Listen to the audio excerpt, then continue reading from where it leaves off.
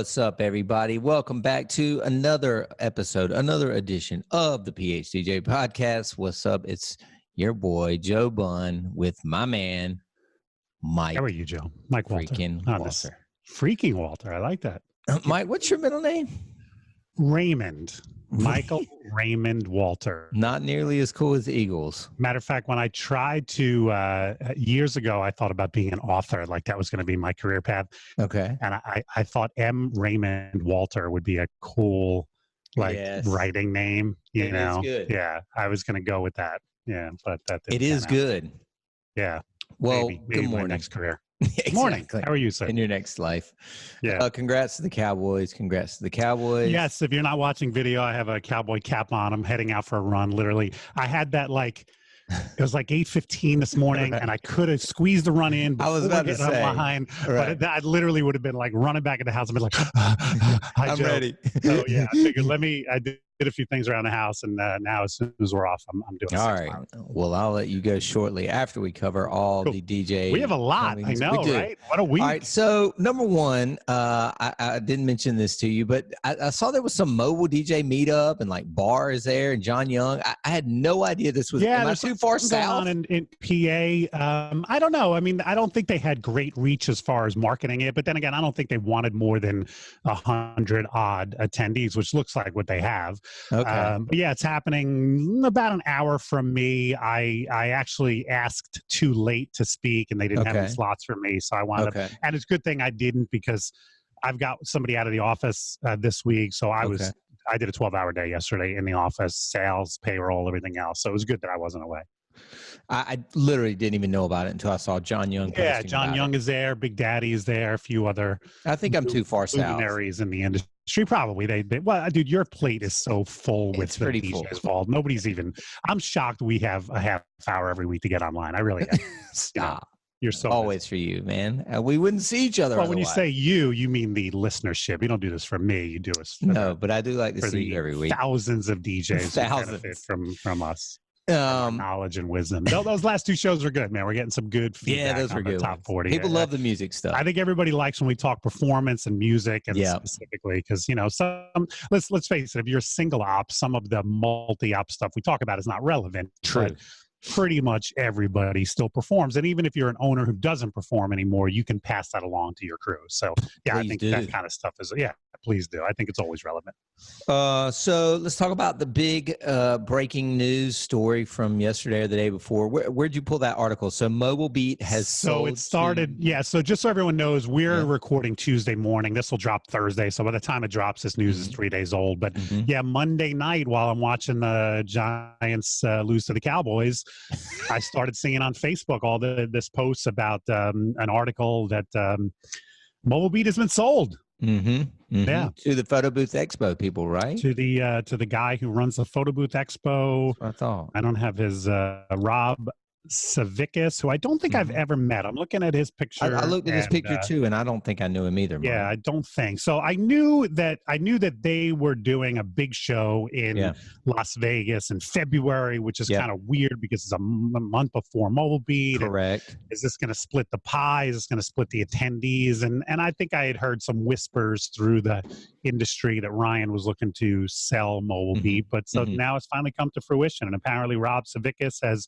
purchased the magazine, or what's left of the magazine, because they don't publish anymore, right? No, I think no paper magazine. Right. And then also the show itself, which this is year 24. So next year will be 2021, which is, this article says in 21, the two shows will be folded together. Right. Photo Booth Expo and Mobile Beat will be folded together. Right. And this year, Photo Booth Expo, it looks like they're expanding their DJ education track, as it is track, if you will. So I think John Young is heading some of that up. Maybe it looks like it. Yeah.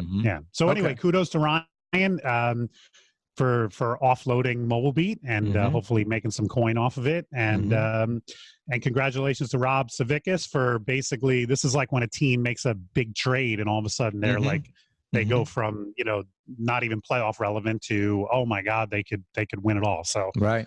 Congratulations to Rob as well. All right, guys. So, and also just sidebar, Mobile Week 2020 is going to still be awesome. Trust me. I'm speaking there. Mike is speaking there and doing his, well, listen, I think it's going to be more awesome than ever, because if this is the swan song from Mobile Beat as we know it, and certainly as we know it is, I don't even know if the Mobile Beat name will continue on, or whether Rob is going to take this under his new name. Correct. But yeah, I mean, this is the swan song. So who doesn't want to be there for that? So I think if you were on the fence about coming, man, get a ticket now, because it's going to be a historic one, I think. Bring it on. We want to see y'all. Yeah, and so I'm glad. I was glad in hindsight that I had already been chosen to speak at it, because it'll be cool, and you too, right? So be there. So just real quick sidebar. So the last 2 episodes, if you listen to these in chronological order, we did Mike and I did the top 40 songs we couldn't live without. Doing a party tonight. And no ballads, no duplicating artists, and got tons of great feedback. So thank you guys for listening to it. We made, or Greg Lauder, one of our loyal listeners, made Spotify playlists that I posted on my Facebook. Yeah, isn't that awesome, Greg? Thank you very much for taking the time to do that. That's very cool. And then a lot of people jumped in my comments and Mike's comments, including Aaron Kretsch. I think it's how you say his last name, Kroetsch. And he said, hey, can I post my top 40? And I was pretty surprised, Mike. What about you? I mean, he posted. Yeah, going through. Well, first of all, thank you, Aaron, because we invited everybody to do this. I know the first time we did this 2 years ago, Brian B posted his, so he took the time to do it.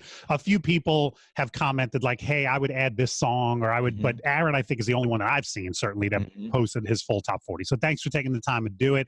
I think it's interesting to compare. Obviously, Aaron, I don't know where he's at, but he plays. It looks like Canada. In Alberta. Alberta. Well, he is in a big country market, because there's some songs on here that wouldn't even be in my top 100, and yet they're in his top 40. So do you want to run through it real quick? Sure. Let's run through some of them. So you got Any Man of Mine, Shania, Baby Got Back, Sir Mix-a-Lot, Be Faithful, Fat Man Scoop, Billie Jean. He's still playing Blurred Lines from Robin Thicke, Brown Eyed Girl, Cake by the Ocean, Can't Stop the Feeling, JT.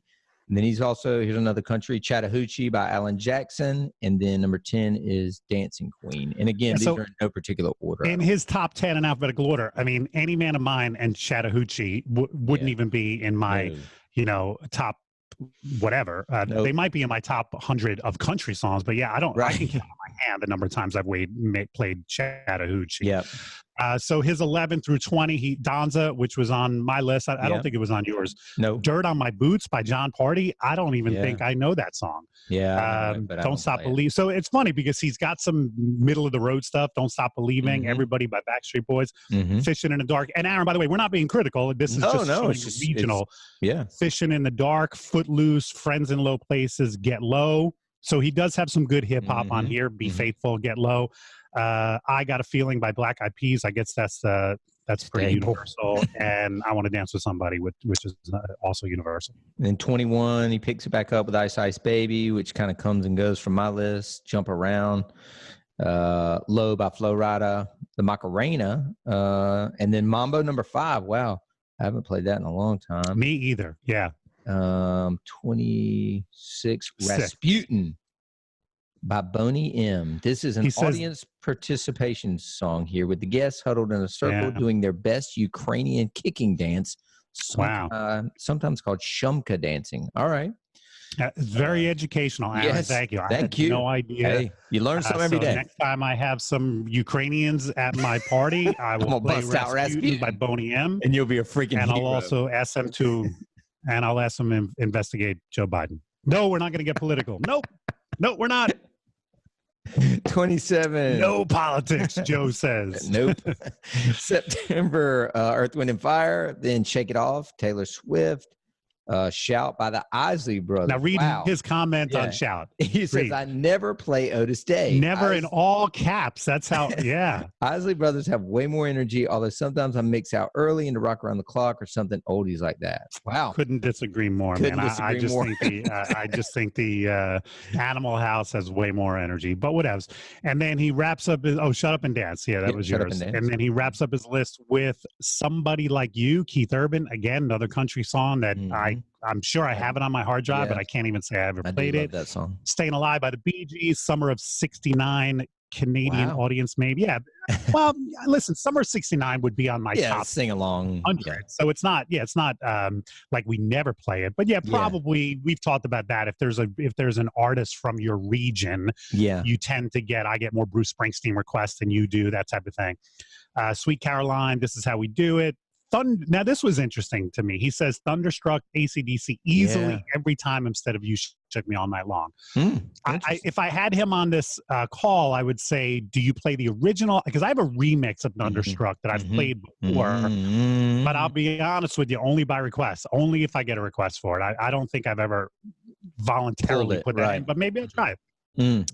Uptown Funk, Wagon Wheel, Wannabe, and wrapping up with So great list, Aaron. Thank you so much for sharing. Thanks for participating, everybody that did. So moving into before we move on from music, did you really hate that Lizzo Christmas song? Did you even listen to it? Absolutely. Oh, how dare you refuse? So somebody Dylan Weissman last night posted that Lizzo has a new Christmas song. We Have Been Blessed, I guess is the name of it.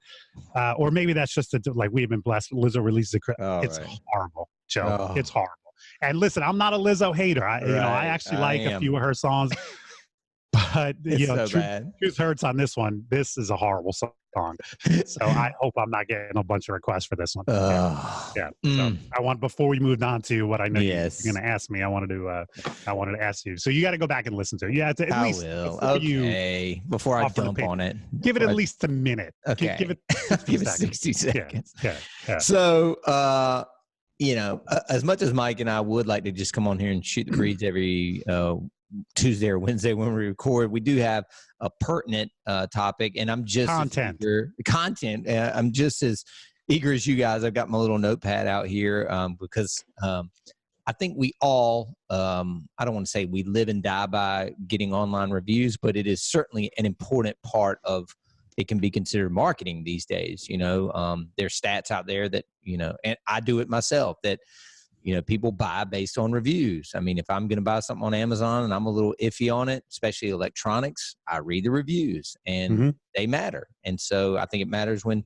consumers are booking DJs, and there is no question, undisputed, we think or we know that Mike's company, Elite Entertainment, is in the top 1% of number of reviews in Wedding Wire worldwide, I would say. With a 5.0 average. I always want to point that out, because to me, quality and quantity need to go together. So he doesn't have 2,000 threes. He has 2,000 fives or close to it. So what I want to ask you, Mike, is really just to walk us through the process, because I did see a post, and if you don't mind walking me back through that stat, I think it was you particularly said, I did X number of weddings this year, and I think you mean 2019, and out of those X number, I got X reviews. Can you just so quarterly, I asked my office manager to put together a report, basically, for every DJ on staff. How many weddings have they done? So for the first 3 quarters of the year, from January 1st to September 30th, I did 32 weddings. 28 of my brides, 28 of those 32 brides, 32 weddings, 28 gave me a 5-star review. And just to answer the question, that when I posted that, a few people said, what about the other 4? Like, they didn't give me bad reviews. They just didn't review me. So 28 out of 32 gave me 5-star reviews. 4 didn't. That's 88%. So, unbelievable, by the way. Thank you. I wrapped that post up by saying, so if you're not getting, or I wrote, if you ain't getting 50%, you ain't trying. And I honestly do believe that. I am pretty obsessive about it, and I've got a couple strategies that I will give you that get me to that 80 to 90%. But just a minimal effort, and this is my message to my state, should get you to 50%. Okay. Mm-hmm. So when I say minimal effort, I'm going to assume that you crushed the gig, that you satisfied the client. That's the wrong word. That you overly satisfied the client. That's what I was about to say before you get into this, Mike. I was about to say, I'm not so impressed with your talent. Like, I know you're really good. Like, I'm not impressed that 28 of 32 people, gave you a 5-star review. I'm impressed that 28 of 32 people took 5 minutes to give the review. I'm more impressed with the number that actually did it versus the 5-star part. Right. So, and I think the difference, like I said, 50% would be 16 of those 32. So the difference between getting 16 and 28 is some of the additional tips that I'll give you. Mm-hmm. But first and foremost, I think anybody that's listening to me who is an awesome DJ, who exceeds their clients' expectations and rocks parties, could get 50% simply by doing this. Okay. 2 weeks after the wedding, send a simple email. And here's the email I send. I'd appreciate it if you just rephrase it a little bit, but the subject line is from Mike Walter at Elite Entertainment. Can I ask you a favor? The text of it is, and this is just one that I sent out to one of my recent brides, so obviously changed the first name. Hi, Lauren. You and Michael were both so complimentary after the wedding, so I was hoping I could ask a quick favor. There's that word again, twice, favor. Would you mind going on Wedding Wire and leaving me a review? It would mean a lot to me, ! All you have to do is follow this link, and follow this link as a hyperlink, and let everyone know what you thought of the music and my emceeing. Thanks in advance. If you send that email out, or an email like that, 2 weeks after crushing a wedding, you should get, if you do nothing else, you should get 50%. Okay. The difference between 50 and what I get, 75 to 80 to 90%. Last year, I think I got 78%. So this year, I'm, just a little bit higher. First and foremost, grease the skids. In other words, when a client says to me in the review process, when I meet with them a month in advance, and this often happens, hey, Mike, I want to thank you. You've been my favorite vendor. You've been so helpful. You've been so easy to get in touch with.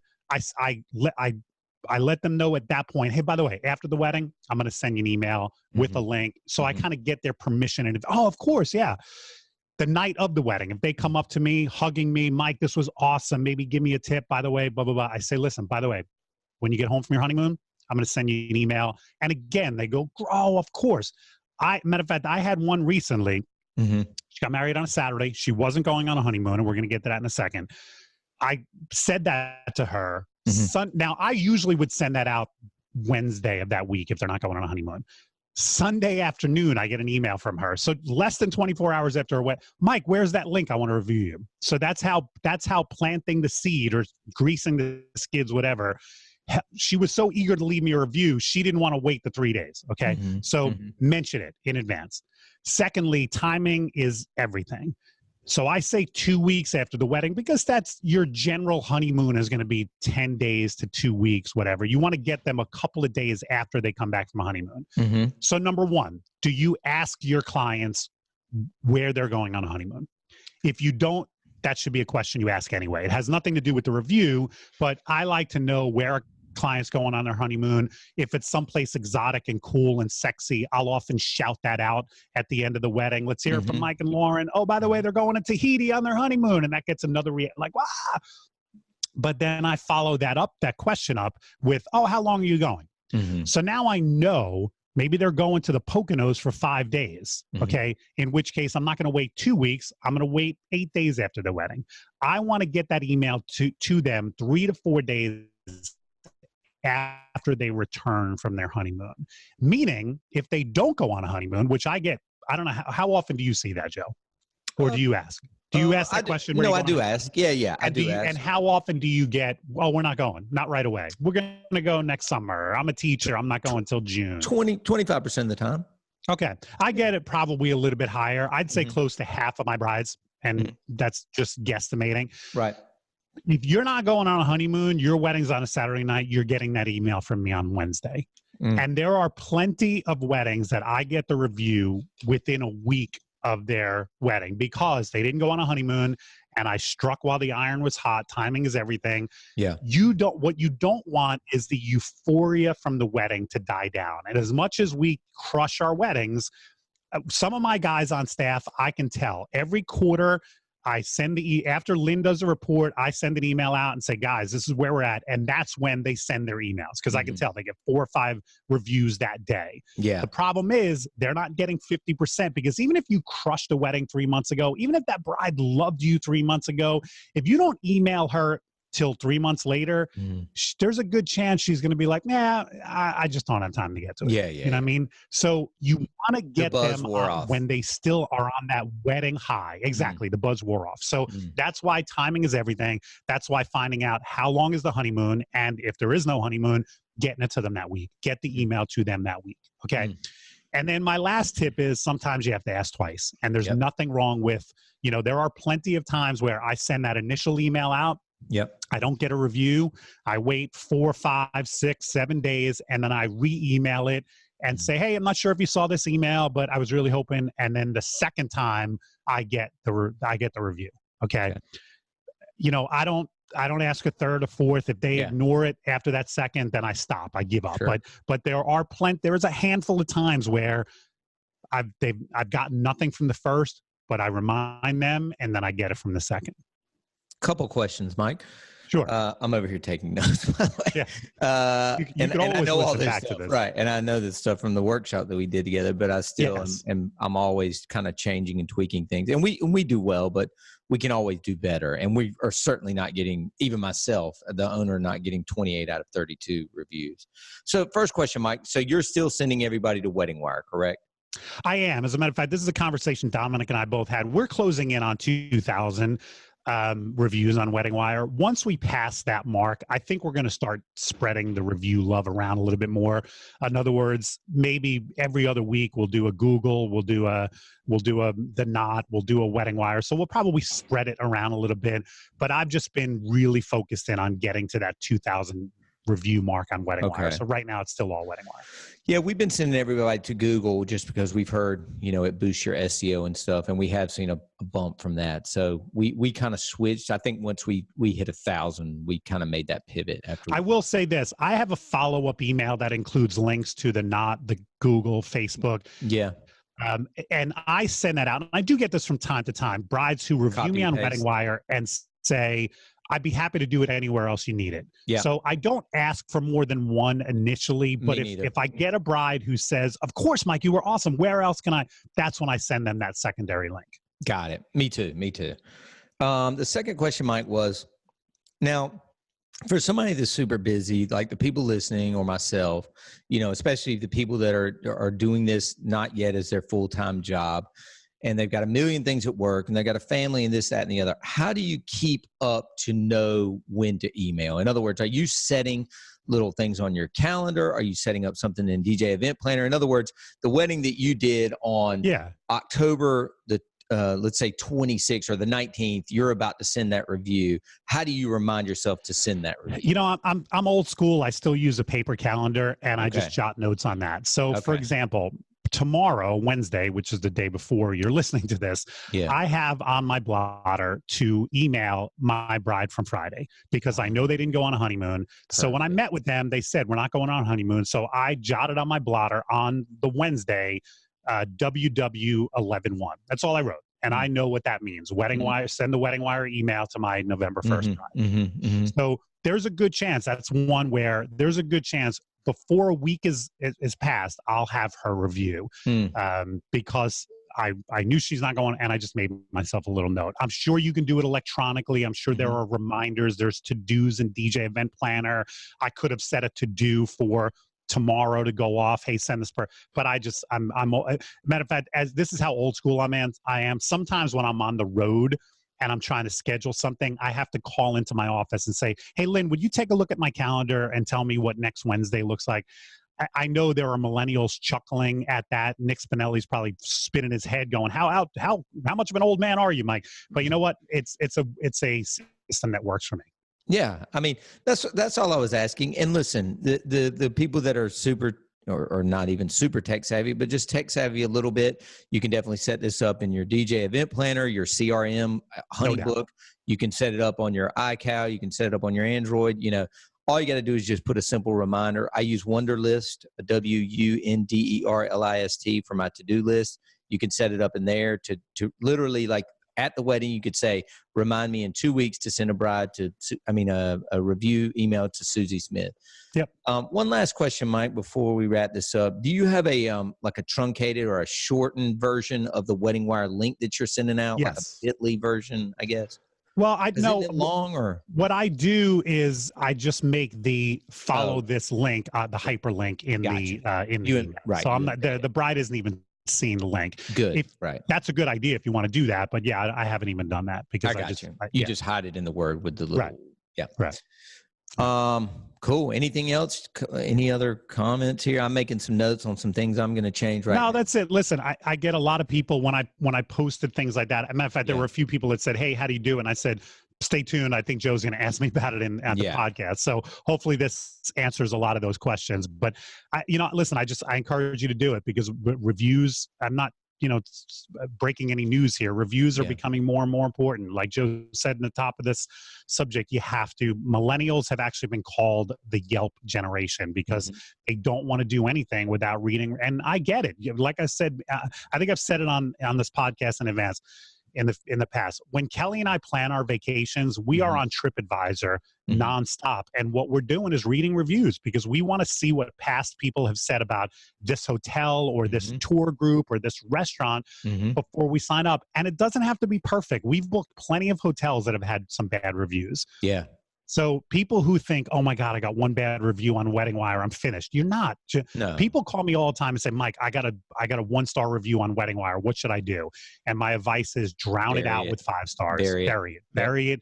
But if you haven't been active, that should be your motivation to get active and to just bury it with 5-star reviews. I mean, listen, we have a 5.0 average. We have a couple of bad reviews, but we have enough 5.0s that have drowned those out and made the average perfect. Yeah. I mean, guys, this is, these numbers, as a disclaimer, I mean, that is incredibly high. I mean, but I agree with Mike. We should all strive to be getting at least 50%. And, I've known Mike for 20 years now. He doesn't pad these numbers. He's not, this isn't exaggeration, hyperbole, bragging.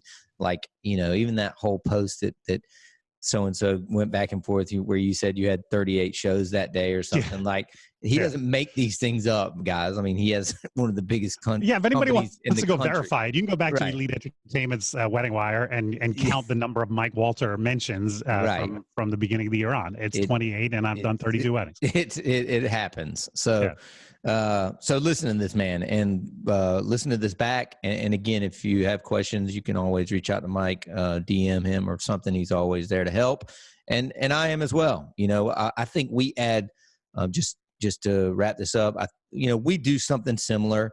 I think ours is a little bit more automated, and I think that hurts us. And you and I have talked about that in the past. And we also do a thank you card. But again, the thank you card only goes out, Mike, at the beginning of the month for the previous month. So again, your November 1st bride, right, would get a card, let's say the 5th of December. By then, she's already moved into Christmas presents. You know what I mean? Like, and I know that sounds trivial, like you mean a month after the wedding, people have moved on, but a little bit they have. I mean, not completely, but the point is your numbers are going to go down. The longer you wait, you might go from 50% to 40%. You wait 6 months, you might go down to 25%. That's the whole point. If you just want to wait every 3 months and email everybody you've done in the last 3 months, you can do that, but your numbers you're not going to hit 80 to 90%. I guarantee it. I don't know that you'll hit 50. You might not even hit 50 at that point. Yeah, I think you're 20, 30. Strike while the iron is hot, folks. All right. Well, Mike, anything else, my man? Uh-oh, you froze up on me. He froze. Hold on. You might have to edit this. Yeah, there he is. He's back. Yeah, I think you froze up a little bit, or I froze up, or whatever. That's all right. Yeah. Here, I'll just kind of do the ending. Will you remember to trim this out? Sorry. I will trim this out. Okay. All right. Anything else, Mike?